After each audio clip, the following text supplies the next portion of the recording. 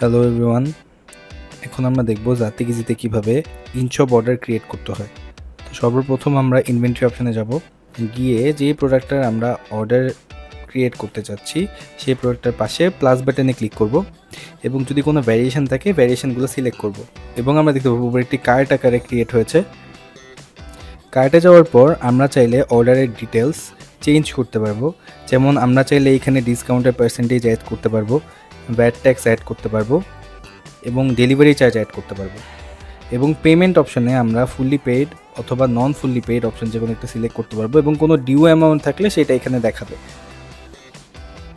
এবং তার নিচে আমরা কাস্টমার ইনফরমেশনগুলো দিয়ে দিব। এখানে কাস্টমারের নাম, নাম্বার, ইমেল এবং অ্যাড্রেসটা দেওয়া লাগবে এবং আমরা চাইলে এখানে কোনো নোট অ্যাড করতে পারি। অর্ডার ক্রিয়েশন কমপ্লিট হলে আমরা সেভ অপশানে ক্লিক করব এবং আমরা আমাদের অ্যাপে অর্ডারে গিয়ে ইনশপে ক্লিক করলে দেখব একটা অর্ডার ক্রিয়েট হয়েছে এবং আমরা এই অর্ডারের রিসিপ্ট বা ইনভয়েসটা এখানে দেখতে পারবো। ধন্যবাদ।